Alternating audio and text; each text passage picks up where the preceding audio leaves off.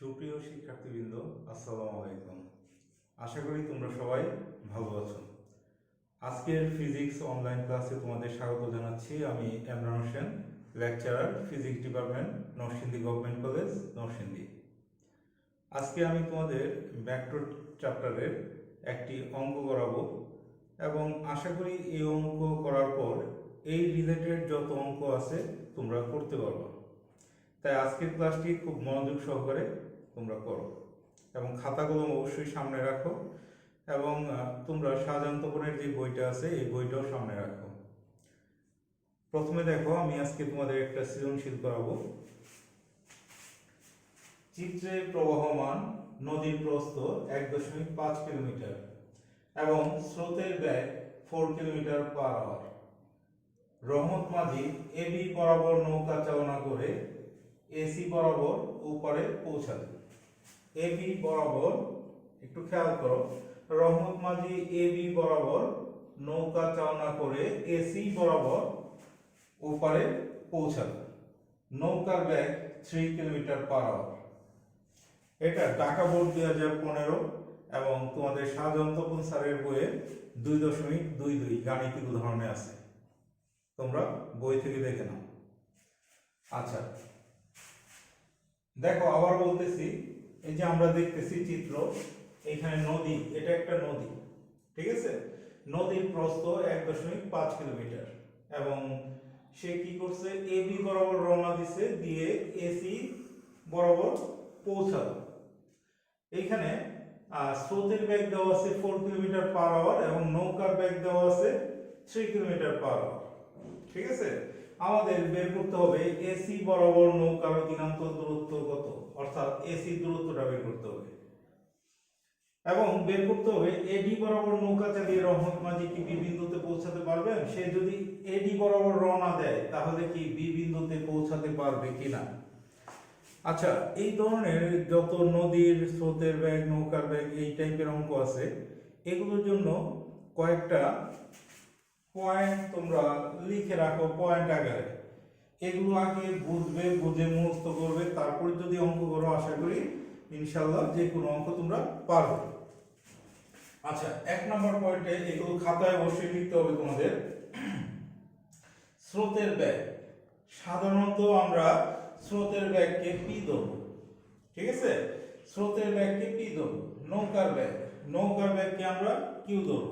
এটা সাঁতারুর ব্যাগ হতে পারে, জাহাজের ব্যাগ হতে পারে, যে কোনো কিছুর ব্যাগ হতে পারে। যাই হোক, স্রোতের ব্যাগ কে ধরবো আমরা পি, আর নৌকার বা সাঁতারুর ব্যাগকে ধরবো কিউ, আর লব্ধি ব্যাগকে ধরবো আর। যেহেতু নদীতে স্রোত আছে, তাই তুমি নৌকা যেদিকে চালাবা সেদিকে পৌঁছাবো না, স্রোত কি করবে, ধাক্কা দিয়ে অন্যদিকে নিয়ে যাবে, ঠিক আছে। তাই এই ধরনের অঙ্কের ক্ষেত্রে প্রথমেই আমরা এইভাবে একটা নদী আঁকবো, এইভাবে একটা নদী আঁকবো, ঠিক আছে। এখন একটু খেয়াল করো, আমরা স্রোতের বেগের দিক সর্বদা ডান দিকে, অর্থাৎ স্রোতের বেগের দিক যদি প্রশ্নে উল্লেখ করা না থাকে, ঠিক আছে, তখন আমরা এই দিকে ধরে নিব, ডান দিকে অর্থাৎ এই দিকে। তাহলে স্রোতের বেগ কি ধরছি, পি, পি এর দিক হবে সর্বদা ডান দিকে, ঠিক আছে। এখন আমাদের মনে করো এই যে এই পার থেকে ওই পার আমরা চিহ্নিত করলাম, ঠিক আছে। এখন নৌকার বেগ কিউ, তুমি দেখবা, একটু খেয়াল করো, যখনই নৌকার বেগ দেওয়া থাকবে এটাকে আমরা কিউ ধরবো, যে কিউ সমান সামথিং, ঠিক আছে। সে মনে করো নৌকা এদিকে চালনা করলো, তখন সে কোথায় পৌঁছাবে, ডান দিকে। সে যদি এদিকে নৌকা চালায় তখন কোন দিকে, ডান দিকে, কারণ স্রোতটা কি এদিকে না, স্রোত ডান দিকে, এটাকে ধাক্কা দিতে দিতে ডান দিকে নেবে। তুমি এদিকে যাও, এদিকে যাও, যেদিকেই রওনা দাও না কেন, তুমি পৌঁছাবা যেদিকে রওনা দিছো তারও ডান দিকে, কারণ স্রোত তোমাকে ধাক্কা দিতে দিতে আরো ডানে নিয়ে যাবে। আচ্ছা, তাহলে খেয়াল করো, স্রোতের বেগের দিক সর্বদা ডান দিকে আর নৌকার বেগের দিক হবে রওনা দেওয়ার দিকে। আমরা দেখব কোন দিকে রওনা দেওয়া হয়েছে, ঠিক আছে। যদি মনে করো আমরা সাপোজ এদিকে রওনা দিলাম, ঠিক আছে। একটু খেয়াল করো, আমরা যদি এদিকে রওনা দেই তাহলে এটা হবে কিউ এর দিক, নৌকার ব্যাগের দিক হবে রওনা দেওয়ার দিকে। আমরা মনে করো এদিকে রওনা দিলাম, তাহলে দিক হবে কি, কিউ এর দিক হবে এদিকে, রওনা দেওয়ার দিকে। এখন এদিকে রওনা দিয়ে আমরা মনে করো এইখানে পৌঁছাইলাম, তাহলে এই দিকটা কার হবে, এই দিকটা হবে আর এর দিক। তাহলে খেয়াল করো স্রোতের ব্যাগের দিক সর্বদা ডান দিকে, আর নৌকার ব্যাগের দিক হবে রওনা দেওয়ার দিকে। অর্থাৎ আমরা কোন দিকে রওনা দিলাম, এই দিকটা হবে কিউ এর। আর আমরা এদিকে রওনা দিলে আমাকে ধাক্কা দিতে দিতে তো ডানে নিয়ে যাবে, তাহলে আমরা ফাইনালি পৌঁছালাম কোথায়, এইখানে। তাহলে যেখানে আমরা ফাইনালি পৌঁছালাম এটা হবে ক্যাপিটাল আর এর দিক, মানে লব্ধির দিক। ঠিক আছে, লব্ধি ব্যাগের দিক হবে পৌঁছানোর দিকে, অর্থাৎ যে দিকে আমরা পৌঁছালাম আর এর দিক হবে সেদিকে। পি কিউ আর এর দিকটা আমাদের জানতে হবে, কারণ পি কিউ আর এর দিকের উপর নির্ভর করে আলফা থিটা। আচ্ছা খেয়াল করো পি ও কিউ এর মধ্যবর্তী কোণ হলো আলফা, অর্থাৎ পি এবং কিউ এই দুইটার মধ্যবর্তী কোণ আমরা অলওয়েজ আলফা ধরব। ঠিক আছে, পি ও আর এর মধ্যবর্তী কোণ থিটা, পি ও আর এর মধ্যবর্তী কোণকে আমরা থিটা ধরব। অর্থাৎ খেয়াল করো পি ও কিউ এর মধ্যবর্তী কোণকে অলওয়েজ আলফা ধরব এবং পি ও আর এর মধ্যবর্তী কোণকে আমরা থিটা ধরব। তারপর অনেক অঙ্কই থাকে যে এই পার থেকে ওপারে যেতে, অথবা যে কোনো একটা দিক দেওয়া থাকবে যে এই বিন্দু হতে ওই বিন্দুতে যেতে কেমন সময় লাগে, কত সময় লাগে। সময় নির্ণয়ের ক্ষেত্রে আমরা সূত্র ব্যবহার করব t = s/r। তোমরা s = vt পড়ছো, এই v এর পরিবর্তে আমরা r ধরলাম, s = vt। ঠিক আছে, v এর পরিবর্তে ধরলাম r। t = আমরা কি লিখতে পারবো, s/r। দূরত্বকে ব্যাগ দিয়ে ভাগ করলে কি পাওয়া যাবে, সময় পাওয়া যাবে। আচ্ছা এখানে দূরত্ব বলতে আমরা বুঝবো লব্ধি দূরত্ব, ঠিক আছে, আর ব্যাগ বলতে বুঝবো আমরা লব্ধি ব্যাগ। তাহলে দেখো যখনই আমাদের সময় নির্ণয় করা দরকার হবে আমরা t = লিখতে পারবো s/r, অর্থাৎ লব্ধি দূরত্ব বাই লব্ধি ব্যাগ। তারপরের পয়েন্টটা দেখো, রওনা দেওয়ার বিন্দু হতে পৌঁছানোর বিন্দু পর্যন্ত দূরত্ব হবে লব্ধি দূরত্ব। এইখানে যে আমরা লব্ধি দূরত্ব বললাম, লব্ধি দূরত্বটা কিভাবে চিনবো, ঠিক আছে, একটু খেয়াল করো। আমরা এইখান থেকে রওনা দিছি, আমরা দেখবো রওনা দেওয়ার বিন্দু কোনটা, আর ফাইনালি পৌঁছালাম কোন বিন্দুতে। মনে করো ফাইনালি এই বিন্দুতে পৌঁছাইলাম, তাহলে এই যে রেখাটা এটাই হবে কি লব্ধি দূরত্ব। আবার মনে করো আমরা এই বিন্দু হতে এদিকে রওনা দিলাম, এই বিন্দু হতে যদি এদিকে রওনা দিই এইখানে তো আর পৌঁছাবো না, পৌঁছাবো কোথায়, ডানে। ধরে নিলাম এদিকে কোথাও পৌঁছাইলাম, ঠিক আছে। তাহলে রওনা দেওয়ার বিন্দু হলো এটা, পৌঁছানোর বিন্দু হলো এটা, তখন কিন্তু লব্ধি দূরত্ব হবে এটা। ঠিক আছে, একটু খেয়াল করো। আমরা যদি এদিকে রওনা দিয়ে এদিকে পৌঁছাই লব্ধি দূরত্ব এটা, এদিকে রওনা দিয়ে যদি এদিকে পৌঁছাই তখন লব্ধি দূরত্ব হবে এটা। অর্থাৎ আমরা দেখব কোন বিন্দু হতে রওনা দিলাম, কোন বিন্দুতে পৌঁছালাম, এটা হবে লব্ধি দূরত্ব। আচ্ছা, আর লব্ধি ব্যাগ তো তোমরা জানোই, ক্যাপিটাল আর। লব্ধি নির্ণয়ের সূত্র আমরা আগেও পড়ছি, ঠিক আছে। লব্ধি নির্ণয়ের সূত্রটা কি, ক্যাপিটাল আর = √p² + q² + 2pq cos alpha. ঠিক আছে, এখানে আলফাটা কি, পি ও কিউ এর মধ্যবর্তী কোণ।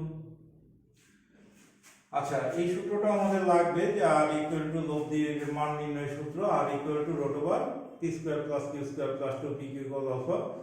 প্লাস এই ধরনের অঙ্কে আরেকটা সূত্র বেশি লাগে, এটা হলো tan θ = q sin alpha by p + q cos alpha. এই সূত্রটাও আমাদের অনেক কাজে লাগে এবং তোমরা বুঝতেছি কোনটা কি, প্রত্যেকটার পরিচয় লেখা আছে।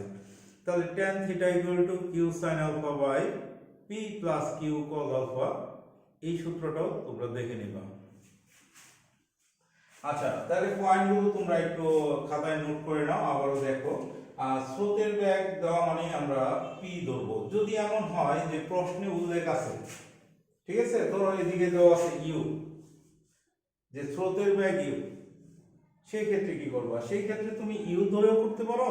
আবার যদি লেখো যে ধরি স্রোতের ব্যাগ = u = p, ঠিক আছে, তাহলে কোনো সমস্যা নাই, তাহলে কিন্তু আমাদের মানে যেই পরিচিত সূত্র এটা ইজিলি ব্যবহার করতে পারি।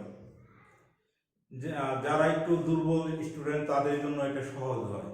যে r equal to root over P square plus Q square plus 2p Q cos alpha এবং tan theta equal to Q sine alpha by p plus Q cos alpha. এই দুইটা সূত্র ইজিলি তখন ব্যবহার করা যায়। p আর q কোনটা এটা নিয়ে তখন আর পেস লাগে না। তাই স্রোতের বেগকে তোমরা লিখতে পারবা, দেওয়া আছে ধরি স্রোতের বেগ u equal to p equal two যেটা দেওয়া থাকবে এটা, ঠিক আছে। আর নৌকার বেগ q যদি v দেওয়া থাকে তাহলে নৌকার বেগ v equal to q equal two যেটা দেওয়া সেটা লিখবা। তাহলে আমরা আমাদের পরিচিত সূত্র ব্যবহার করতে পারতেছি। আর কেউ যদি uv দিয়েও সূত্রটাকে চেঞ্জ করতে পারো তাহলে কোনো সমস্যা নাই, uv দিয়ে সূত্র ব্যবহার করো, ঠিক আছে। আচ্ছা, লব্ধি বেগ r মানে ফাইনালি p এবং q এর সমন্বয়ে সে যে লব্ধিটা বেগটা পাবে এটাকে আমরা ক্যাপিটাল R ধরবো। আর p টা ধরবো কোন দিকে, ডান দিকে। আর q এর দিক হবে কোন দিকে, যেদিকে রওনা দেওয়া হবে ওই দিকে। r এর দিক হবে কোন দিকে, যেদিকে ফাইনালি আমরা পৌঁছাবো এটা হবে r এর দিক। এবং p ও q এর মধ্যবর্তী কোণকে ধরবো আমরা আলফা এবং p ও r এর মধ্যবর্তী কোণকে ধরবো থিটা। কোন পেস লাগানো যাবে না। p ও q এর মধ্যবর্তী কোণ আলফা, p ও r এর মধ্যবর্তী কোণ থিটা, ঠিক আছে। তারপর যখন সময় নির্ণয় করব তখন s বাই r লব্ধি দূরত্ব বাই লব্ধি বেগ। লব্ধি দূরত্ব আমরা কিভাবে চিনব, রওনা দেওয়ার বিন্দু হতে পৌঁছানো বিন্দু পর্যন্ত দূরত্ব হবে লব্ধি দূরত্ব। আর লব্ধি বেগটা তো বললামই। সময় নির্ণয়ের আরেকটা সূত্র আছে t equal to d by q sin alpha. এখানে d এর পরিচয় দেওয়া আছে। d মানে হলো নদীর প্রস্থ, d মানে হলো নদীর প্রস্থ। আর q মানে কি আমরা জানি নৌকার বেগ। আর আলফা মানে কি, আলফা মানে হলো p ও q এর মধ্যবর্তী কোণ। তাহলে এই পয়েন্টগুলো তোমাকে বুঝে মুখস্থ করতে হবে। তারপর তুমি যদি অঙ্ক করো আশা করি যে কোনো অঙ্কই ইনশাআল্লাহ পারবে। তাহলে এই পয়েন্টগুলো খাতায় অবশ্যই লিখছো, এগুলো ভালোভাবে দেখবা, দেখার পরে অঙ্কগুলো করো, আশা করি সহজ হয়ে যাবে। আচ্ছা, এখন মুছে দিচ্ছি।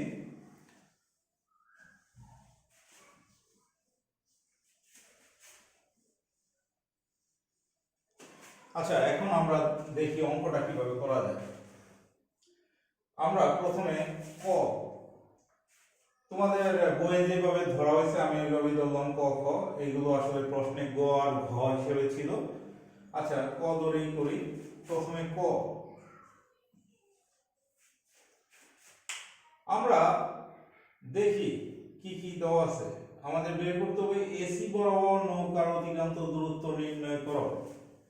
অর্থাৎ এসি দূরত্বটা নির্ণয় করতে হবে, ঠিক আছে।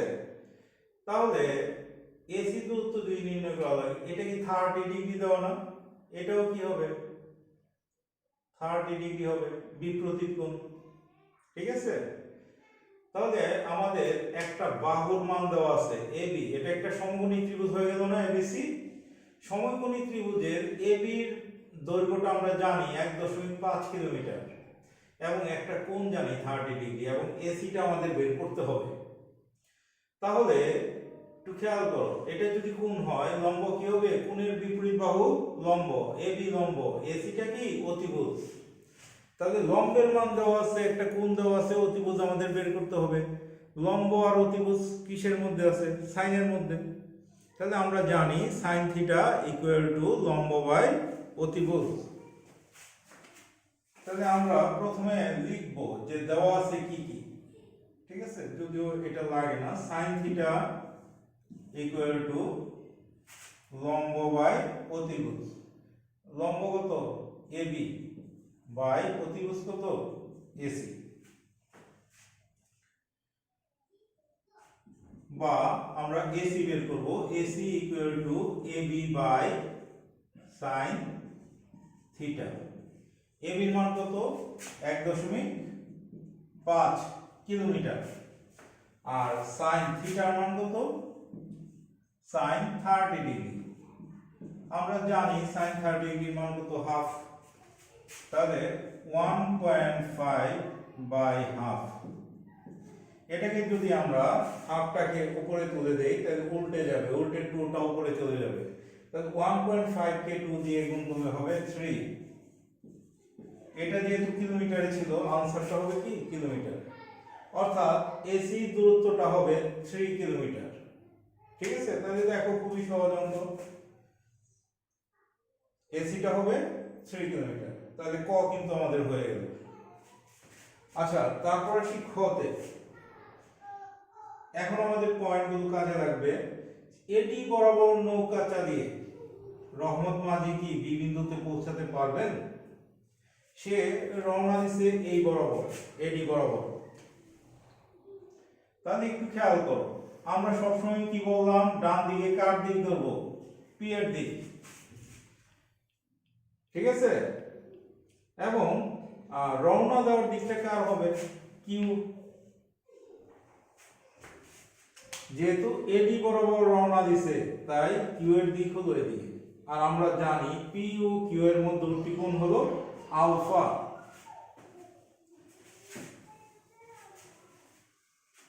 একটু খেয়াল করো, পি ও কিউ এর মধ্যবর্তী কোণ কি? আলফা। তাহলে আলফা সমান কত ডিগ্রি? এটা হলো 90 ডিগ্রি, আর এটা কত?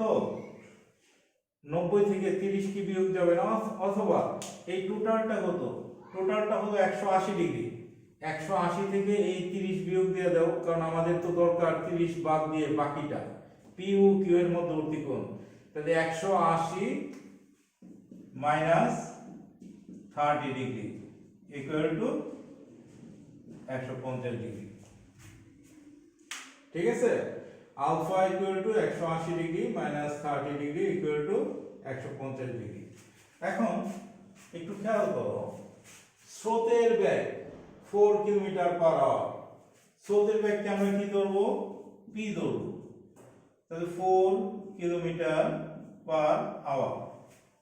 তারপর দেওয়া আছে নৌকার বেগ 3 কিলোমিটার আওয়ার। নৌকার বেগকে আমরা কি ধরবো? কিউ ধরবো। 3 কিলোমিটার পার আওয়ার। ঠিক আছে, এখন এডি বরাবর নৌকা চালিয়ে রহমত মাঝি কি বি বিন্দুতে পৌঁছাতে পারবেন? সে যদি একটু খেয়াল করো, বি বিন্দুতে পৌঁছাইতে পারে, সেই ক্ষেত্রে এটা কার দিক হবে? এটা হবে আর এর দিক। তাহলে পি ও আর এর মধ্যবর্তী কোণটা কত হচ্ছে? 90 ডিগ্রি। একটু খেয়াল করো, যদি সে বি বিন্দুতে পৌঁছাতে পারে, তাহলে পি ও আর এর মধ্যবর্তী কোণটা কি? থিটা। থিটার মান কত হবে? 90 ডিগ্রি। তাহলে আমরা বের করব থিটার মানটা কত। থিটার মানটা কত? থিটার মান যদি 90 ডিগ্রি হয়, তাহলে আমরা বুঝবো সে কি বি বিন্দুতে পৌঁছাতে পারবে। যদি থিটার মান 90 ডিগ্রি হয়, তাহলে সে বি বিন্দুতে পৌঁছাতে পারবে। আর যদি 90 ডিগ্রি না হয়ে অন্য কিছু হয়, তাহলে কি পৌঁছাতে পারবে না। সহজ হিসাব। আচ্ছা, তাহলে এই যে দেখো আলফা, পি, কিউ, থিটা, এই চারটা সমন্বয়ে একটা সূত্রে আমরা জানি, যে এটা একটু আগে বলা হলো, tan theta equal to Q sine alpha by P plus Q cos alpha. এইখানে আমরা এখন মান বসাবো।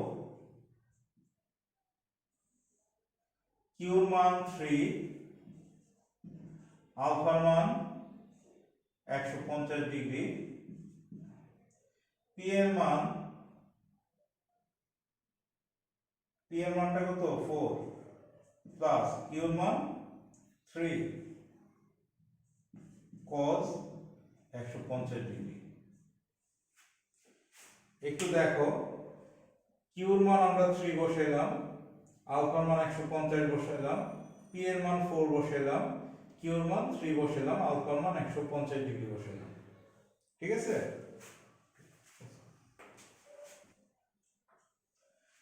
আচ্ছা বসানোর পরে দেখো tan থিটা সমান সামথিং আসবে, তখন আমরা থিটা ইকুয়াল টু বের করব।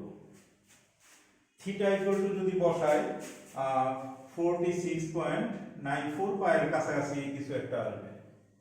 ঠিক আছে, আমরা ক্যালকুলেটর দিয়ে থিটা ইকুয়াল টু ট্যানটাকে ডানে নিলে কি হয়ে যাবে? ট্যান ইনভার্স এটা আসবে। পরে ক্যালকুলেটরের ট্যান ইনভার্স এটা সমান দেখবা যে 46.94 এরকম কিছু একটা আসবে। ঠিক আছে, আচ্ছা তাহলে থিটার মান আসলে কত 90, কিন্তু আসছে 46 পয়েন্ট সামথিং। তার মানে সে এদিকে কোথাও পৌঁছাবে। একটু খেয়াল করো, এদিকে রওনা দিয়ে সে পৌঁছাবে কোন দিকে? এদিকে। কারণ কোনটা সবসময় হিসাব হবে পি এর সাপেক্ষে। আমাদের পি এর সাপেক্ষে দরকার ছিল 90, যদি 90 পেতাম তাহলে বুঝতাম সে বি বিন্দুতে পৌঁছাইলো, কিন্তু পি এর সাপেক্ষে কোন পাইলাম কত 46 পয়েন্ট সামথিং, অর্থাৎ সে এদিকে কোথাও পৌঁছাবে। এটা যেহেতু 30, এদিকে কোথাও পৌঁছাবে। অর্থাৎ রহমত মাঝি এডি বরাবর রওনা দিয়ে বি বিন্দুতে পৌঁছাতে পারবেন না। ঠিক আছে, তাহলে এটা বুঝতে পারলে খুবই সহজ, খুবই সিম্পল অঙ্ক। সবসময় প্রশ্নটা মনোযোগ দিয়ে পড়বে, পড়ার পর দেখবে যে কি কি দেওয়া আছে। ঠিক আছে, বাংলায় লিখবে এভাবে, স্রোতের বেগ পি ইকুয়াল টু এত, নৌকার বেগ কিউ ইকুয়াল টু এত। ঠিক আছে, এইভাবে আগে লিখবে কি কি দেওয়া আছে, কি বের করতে হবে।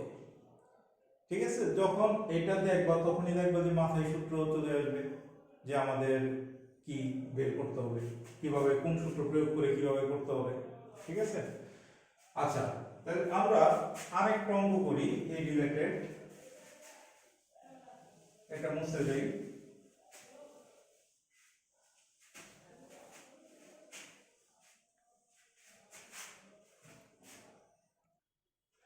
আচ্ছা, আরেকটা অঙ্ক তোমরা খেয়াল করো। একজন মাঝি 6 কিলোমিটার পার আওয়ার বেগে নৌকা চালাতে পারে। 3 কিলোমিটার পার আওয়ার বেগে সরলরেখা বরাবর প্রবাহিত একটি নদীর এপার থেকে ওপারে ঠিক বিপরীত বিন্দুতে তার যাওয়ার প্রয়োজন। তাহলে এই উদ্দীপক অনুযায়ী আমরা যদি চিত্রটা আঁকি, আমরা কি বলা হয়েছে, প্রথমে আমরা একটা নদী আঁকব। নদী এঁকে স্রোতের বেগ চিহ্নিত করব, স্রোতের বেগ এদিকে। এখন খেয়াল করো, নদীর এপার থেকে ওপারে ঠিক বিপরীত বিন্দুতে তার যাওয়া প্রয়োজন, অর্থাৎ এই বিন্দু থেকে ওই বিন্দুতে তার যাওয়া প্রয়োজন। ঠিক আছে, তাহলে গ নাম্বার দেখো, উদ্দীপকে উল্লেখিত মাঝিকে কোন দিকে নৌকা চালাতে হবে। আমরা জানি কি, সে যদি এদিকে রওনা দেয় তাহলে তো পৌঁছাবে না, কারণ এদিকে রওনা দেওয়া মানে কি ডানে চলে যাবে, তাই অবশ্যই তাকে বামে কোথাও রওনা দিতে হবে। সে যদি এই দিকে রওনা দেয় তাহলে কি এই বিন্দুতে পৌঁছাবে। ক্লিয়ার, সে রওনা দিল এদিকে, তাহলে পৌঁছাবে কোথায়? এইখানে। আচ্ছা, তাহলে একটু খেয়াল করো, স্রোতের বেগের দিক হলো পি, এদিকে। আমরা রওনা দিলাম কোন দিকে? এদিকে, তাহলে এই দিকটা কার হবে? কিউ এর। আর ফাইনালি পৌঁছালাম কোথায়? এই দিকটা হবে কার? আর এর। তাহলে আমরা জানি পি এবং কিউ এর মধ্যবর্তী কোণ আলফা, আর পি এবং আর এর মধ্যবর্তী কোণ কি? থিটা। পি এবং আর এর মধ্যবর্তী কোণ থিটা। তাহলে চিত্র থেকে আমরা থিটার মানটা কত পাচ্ছি? 90 ডিগ্রি। চিত্র থেকে থিটার মান পাচ্ছি 90 ডিগ্রি। আর উদ্দীপকে কি দেওয়া আছে? একজন মাঝি এত বেগে নৌকা চালাতে পারে, অর্থাৎ এটা হলো নৌকার বেগ q equal to 6 kilometre per hour. আর 3 কিলোমিটার পার আওয়ার বেগে সরলরেখা বরাবর প্রবাহিত একটি নদী, অর্থাৎ নদীর বেগ। নদীর বেগ মানে কি? স্রোতের বেগ। স্রোতের বেগ p equal to 3 kilometre per hour. ঠিক আছে, সে যদি উদ্দীপকে উল্লেখিত মাঝিকে কোন দিকে নৌকা চালাতে হবে, অর্থাৎ সে যদি এই বিন্দুতে পৌঁছাতে চায় তাহলে তাকে কোন দিকে? আমরা ধরে নিলাম এদিকে। তাহলে এই যে দিকটা, এটা পি এর সাথে কত কোণে আছে? আলফা কোণে। এই আলফা কোণের মানটাই আমাদের বের করতে হবে, যে পি এর সাপেক্ষে সে কত কোণে রওনা দিলে এই বিন্দুতে পৌঁছাবে। আচ্ছা, তাহলে আমরা এই চারটা সমন্বয়ে একটা সূত্রই তো জানি, tan theta equal to q sin alpha by p plus q cos alpha। তাহলে আমরা আলফা বের করতে হবে, দেওয়া আছে থিটা। যখনই থিটার মান 90 ডিগ্রি দেওয়া থাকবে, যখনই থিটার মান 90 ডিগ্রি দেওয়া থাকবে তখনই এই মানগুলো প্রথমে বসাবো, q sin alpha by p plus q cos alpha। এখন tan 90 কে আমরা লিখতে পারি sin 90 বাই cos 90। আমরা মান বসাইলাম না, বাকিগুলো p plus q cos alpha। এখন sin 90 ডিগ্রির মান কত জানি 1, cos 90 ডিগ্রির মান কত 0। 1/0 মানে ইনফিনিটি, tan 90 ক্যালকুলেটরে চাপলে ইনফিনিটি পাবো। q sin alpha by p plus q cos alpha। তাহলে এখন আমরা যদি কোণাকুণি গুণ করি তাহলে কি হবে, p plus q cos alpha equal to 0, কারণ এটা গুণ করলাম এটা গুণ করলে 0 হয়ে যায়, বা q cos alpha equal to minus p, বা cos alpha equal to minus p by q। এখন মান বসাও, মাইনাস p মানে কত 3, q মানে 6, মাইনাস হাফ। আর মাইনাস হাফ সমান আমরা লিখতে পারবো cos 120 ডিগ্রি। তাহলে cos আলফা ইকুয়াল টু আমরা পাইলাম cos 120 ডিগ্রি। দুই সাইড থেকে cos বাদ দাও, তাহলে আলফা ইকুয়াল টু কত পাওয়া যাবে 120 ডিগ্রি। তখন আমরা বলতে পারবো স্রোতের দিকের সাথে 120 ডিগ্রি কোণে রওনা দিলে মাঝি কি এই বিন্দুতে পৌঁছাবে, অর্থাৎ নদীর এই পার থেকে ঠিক ওপারের বিন্দুতে সে যেতে পারবে, তাকে রওনা দিতে হবে স্রোতের দিকের সাথে 120 ডিগ্রি কোণে। ঠিক আছে, আচ্ছা এটা গেল গ।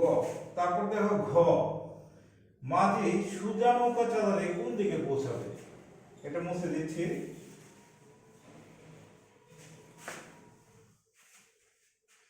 এখন খেয়াল করো, এটার জন্য চিত্রটা ভিন্ন হবে, চিত্র চেঞ্জ হয়ে যাবে। এখন মাঝি সোজা নৌকা চালাবে, সোজা মানে কি, সোজা মানে এই সোজা নৌকা চালাবে। তাহলে সে যদি এদিকে নৌকা চালায় অবশ্যই সে কি ডানে যাবে, ডানে যাওয়া মানে কি এদিকে কোথাও যাওয়া, তাহলে এটা হবে কি পি এর দিক। এখন মাঝি কি রওনা দিছে এই বরাবর, তার মানে এটা কার দিক, কিউ এর দিক। এখানে পৌঁছাইছে, এটা কার দিক, আর এর দিক। তাহলে আমরা জানি পি আর কিউ এর মধ্যবর্তী কোণ কি আলফা, পি আর আর এর মধ্যবর্তী কোণ থিটা। চিত্র হতে পাইলাম আলফা সমান 90 ডিগ্রি, আর পি এর মান কত 3 কিলোমিটার পার আওয়ার, এগুলো তো আগে জানি আমরা। কিউ এর মান দেওয়া আছে 6 কিলোমিটার পার আওয়ার। এখন সে কোন দিকে কত বেগে পৌঁছাবে, তাহলে আগে দিকটা বের করি, কোন দিকে, অর্থাৎ সে কি এই দিকে পৌঁছাইছে, এই কোণটা কত থিটা, আমাদের থিটার মান বের করতে হবে। Alpha equal to 90 degree, P equal to 3 kilometre per hour, Q equal to 6 kilometre per hour, theta equal to what, তাহলে আবারও সেম আগের সূত্র, tan theta equal to Q sin alpha by P plus Q cos alpha. এখন বের করব কি theta, তাহলে কিউর মান আমরা বসাবো 6, আলফা 90 ডিগ্রি, পি এর মান 3 প্লাস কিউ, কিউ কত 6 cos 90 ডিগ্রি। আচ্ছা sin 90 ডিগ্রির মান কত 1, তার মানে উপরে থাকবে 6, নিচে 3 প্লাস cos 90 ডিগ্রির মান 0, তার মানে টোটালটা 0, তাহলে 6/3 অথবা 2। তাহলে tan থিটা ইকুয়াল টু 2 অথবা theta equal two tan inverse 2। এখন ক্যালকুলেটর চাপলে পাওয়া যাবে 63 পয়েন্ট সামথিং, থিটার মান পাওয়া যাবে 63 পয়েন্ট সামথিং, ক্যালকুলেটরে চাপ দিলে যা আসে তাই। অর্থাৎ মাঝি যদি সোজা নৌকা চালান তাহলে সে স্রোতের দিকের সাথে, স্রোতের বেগের দিকের সাথে 63 পয়েন্ট সামথিং কোণে সে পৌঁছাবে। ঠিক আছে, ক্লিয়ার? আচ্ছা তারপর এইখানে চাইছে কত বেগে, তার মানে লব্ধি বেগ। লব্ধি বেগ নির্ণয়ের সূত্র তো তোমরা জানোই, r equal to root over p square plus q square plus 2pq cos alpha. এইখানে আমাদের p এর মান জানা, q এর মান জানা, আলফা মান 90 ডিগ্রি সবই জানি, মান বসায় যা আসে। আর এর মানটা কি, এইগুলো যেহেতু কিলোমিটার পার আওয়ার, আর এর মানটা কি সে আসবে কিলোমিটার পার আওয়ার আসবে। ঠিক আছে, তাহলে ক্যালকুলেটর চাপ দিলে যা আসে আনসার তাই হবে। তাহলে আজকে তোমাদেরকে যে টপিকটা পড়ালাম, তোমাদের কাজ থাকবে কয়েকটা পয়েন্ট আকারে যে লিখে দিলাম, এগুলো বুঝে বুঝে মুখস্থ করা। এগুলো মুখস্থ করে তোমাদের বইয়ে দেখবা এই টাইপের অনেকগুলো অঙ্ক সৃজনশীল আছে। যতগুলো অঙ্ক সৃজনশীল পাবা সবগুলো আজকে নিজেরা বাড়িতে করে ফেলবা। তাহলে আশা করি এই টাইপের অঙ্ক সৃজনশীল যাই আসুক তোমরা পারবা ইনশাল্লাহ। আচ্ছা ঠিক আছে, ভালো থেকো সবাই, খুদা হাফেজ।